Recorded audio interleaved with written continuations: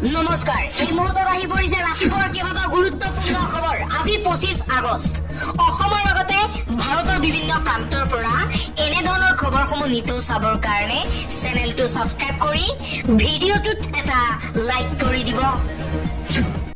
অসমৰ মুখ্যমন্ত্ৰীক পদত্যাগৰ দাবী জনোৱা জমিয়ত উলেমা ই হিন্দৰ নেতা মেহমুদ মাদানীৰ বক্তব্যক পূৰ্ণ সমৰ্থন জনাইছে AIUDFৰ বিধায়ক আশ্ৰাফুল হুছেইনে।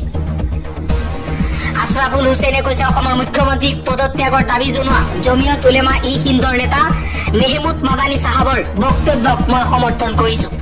বিধায়ক অখিল গগৈ, বিৰোধী দলপতি দেৱব্ৰত শইকীয়া আৰু সাংসদ ৰকিবুল হুছেইনলৈ ধন্যবাদ জনাইছো, যিসকলে তেওঁলোকৰ মিত্ৰ ডক্টৰ হিমন্ত বিশ্ব শৰ্মাৰ সমৰ্থনত থিয় দি এই দাবীৰ বিৰোধিতা কৰিছে। পৰৱৰ্তী খবৰ, অসম আৰক্ষীক বাউন্সাৰ ৰূপে ব্যৱহাৰ কৰিছে মুখ্যমন্ত্ৰী হিমন্ত বিশ্ব শৰ্মাই। মুখ্যমন্ত্ৰী হিমন্ত বিশ্ব শৰ্মাৰ বিৰুদ্ধে সৰব হৈ এই মন্তব্য কৰিছে সাংসদ গৌৰৱ গগৈয়ে। গৌৰৱ গগৈয়ে কৈছে তেওঁৰ বিৰোধিতা কৰিলে অসম আৰক্ষীক পঠিয়াই ভুৱা গোচৰ লগাই দিয়ে। তেওঁ অসমৰ মুখ্যমন্ত্ৰী, তেওঁ ক্ষমতাৰ অপব্যৱহাৰ কৰিব নালাগে। আন এটা খবৰ, নাগালেণ্ডৰ উপ মুখ্যমন্ত্ৰী ৱাই পেণ্টনৰ উদ্ভট মন্তব্য। উৰিয়াম ঘাটৰ ৰেংমা সংৰক্ষিত বনাঞ্চলত বনানীকৰণ প্ৰক্ৰিয়া নাগালেণ্ড প্ৰশাসনে বন্ধ কৰিছে বুলি ক'লে নাগালেণ্ডৰ উপ মুখ্যমন্ত্ৰীজনে। ৱাই পেণ্টনৰ এই মন্তব্যক লৈ সমগ্ৰ অসমতে প্ৰতিক্ৰিয়াৰ সৃষ্টি হৈছে। উৰিয়াম ঘাটত অবৈধ বেদখলকাৰী বুলি কৈ মুছলমানসকলক উচ্ছেদ কৰিছে আৰু সেই উৰিয়াম ঘাট দখল কৰাৰ বাবে অহৰহ চেষ্টা চলাইছে নগাই। এইবাৰ নাগালেণ্ডৰ উপ মুখ্যমন্ত্ৰী ৱাই পেণ্টনে কৈছে যে উৰিয়াম ঘাটত অসম চৰকাৰে গছপুলি ৰোপণ কৰিবলৈ চেষ্টা কৰিছিল, আমি সেয়া হ'বলৈ নিদিওঁ।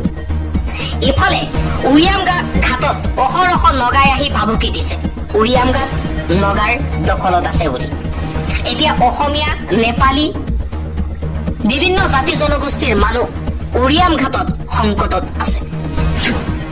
পৰৱৰ্তী খবৰ, জমিয়ত উলেমা মাদানী নহয়, আমি অসমীয়াইকে মুখ্যমন্ত্ৰীৰ পদত্যাগৰ দাবী কৰিব লাগে। মুখ্যমন্ত্ৰী হিমন্ত বিশ্ব শৰ্মাৰ পদত্যাগৰ দাবী উত্থাপন কৰিছে বিধায়ক অখিল গগৈয়ে। মুখ্যমন্ত্ৰীৰ পদত্যাগৰ দাবী জমিয়ত উলেমাই কৰা অনুচিত, আমি অসমীয়াইকে মুখ্যমন্ত্ৰীৰ পদত্যাগ দাবী কৰিব লাগে। মুখ্যমন্ত্ৰীৰ প্ৰতিক্ৰিয়া ভাল নালাগিল বুলি মন্তব্য অখিল গগৈৰ। সৰু ল'ৰাৰ দৰে মুখ্যমন্ত্ৰী হিমন্ত বিশ্ব শৰ্মাই বুঢ়া আঙুলি দেখুৱাইছে। লৰামতীয়া কাৰবাৰ কৰিছে মুখ্যমন্ত্ৰী হিমন্ত বিশ্ব শৰ্মাই। হিমন্ত বিশ্ব শৰ্মাৰ বিৰুদ্ধে সৰব অখিল গগৈ। মুখ্যমন্ত্ৰীৰ আসনত থকা মানুহজনে বুঢ়া আঙুলি দেখুৱাব নোৱাৰে। চুলিৰ নামটো হিন্দীতকৈ বেয়া অৰ্থ বুজায়, তেওঁক মুখ্যমন্ত্ৰী হিচাপে পোৱাটো আমাৰ দুৰ্ভাগ্য। অসমৰ আভ্যন্তৰীণ পৰিস্থিতিত অন্যই মাত মতা অনুচিত। কোনো জমিয়ত উলেমা ই হিন্দৰ অধিকাৰ নাই অসমৰ পৰিস্থিতিক লৈ মাত মাতিবৰ বাবে। মুখ্যমন্ত্ৰীয়ে এজন জ্যেষ্ঠ নাগৰিকৰ দৰে আচৰণ কৰিব লাগে, মন্তব্য বিধায়ক অখিল গগৈৰ। আন এটা ব্ৰেকিং নিউজ, বিজেপি চৰকাৰৰ দিনত লক্ষাধিক চৰকাৰী কৰ্মচাৰীয়ে হেৰুৱাইছে চাকৰি। ব্যক্তিগতকৰণৰ ওপৰত প্ৰাধান্য বিজেপি নেতৃত্বাধীন NDA চৰকাৰৰ। 5 বছৰত লক্ষাধিক কৰ্মচাৰীয়ে হেৰুৱাইছে নিজৰ কৰ্ম সংস্থাপন। খুদ কেন্দ্ৰীয় চৰকাৰে প্ৰকাশ কৰিছে এই উদ্বেগজনক চাঞ্চল্যকৰ তথ্য। 2019-20 চনত কেন্দ্ৰৰ নিয়মীয়া কৰ্মচাৰী আছিল 9.2 লাখ। 2023-24 এই কৰ্মচাৰীৰ সংখ্যা 8.12লৈ হ্ৰাস। আৰু বিজেপি চৰকাৰৰ দিনত লাখ লাখ কৰ্মচাৰীয়ে হেৰুৱাইছে চাকৰি।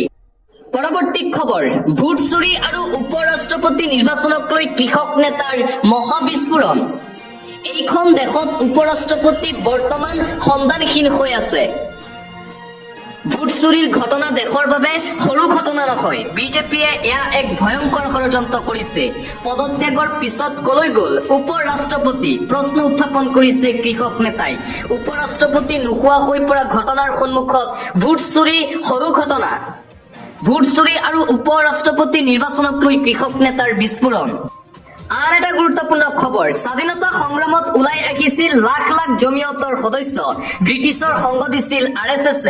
এই বিস্ফোৰক মন্তব্য কৰিছে ৰফিকুল ইছলামে মুখ্যমন্ত্ৰীৰ কিছুমান আচৰণে আমাক লাজ দিছে। জমিয়তক বুঢ়া আঙুলি দেখুওৱাৰ পিছতেই সৰব হৈ পৰিছে AIUDF মুখ্যমন্ত্ৰীৰ বিৰুদ্ধে। যাকে তাকে বুঢ়া আঙুলি দেখুওৱাটো উচিত কাম নহয় বুলি মন্তব্য ৰফিকুল ইছলামৰ। জমিয়তেই নহয়, অসমৰ বহু দল সংগঠনে বিচাৰিছে মুখ্যমন্ত্ৰী হিমন্ত বিশ্ব শৰ্মাৰ পদত্যাগ। আইন কানুন নিয়ন্ত্ৰণত ব্যৰ্থ হৈছে অসমৰ মুখ্যমন্ত্ৰী হিমন্ত বিশ্ব শৰ্মাই। নৈতিক দায়িত্ব স্বীকাৰ কৰি পদত্যাগ কৰিব লাগে হিমন্ত বিশ্ব শৰ্মাই। ভাৰতবৰ্ষৰ স্বাধীনতা সংগ্ৰামত ওলাই আহিছিল লাখ লাখ জমিয়তৰ সদস্য। ইয়াৰ বিপৰীতে ব্ৰিটিছৰ সংগ দিছিল RSSৰ সদস্যসকলে। বিস্ফোৰক মন্তব্য AIUDFৰ বিধায়ক ৰফিকুল ইছলামৰ।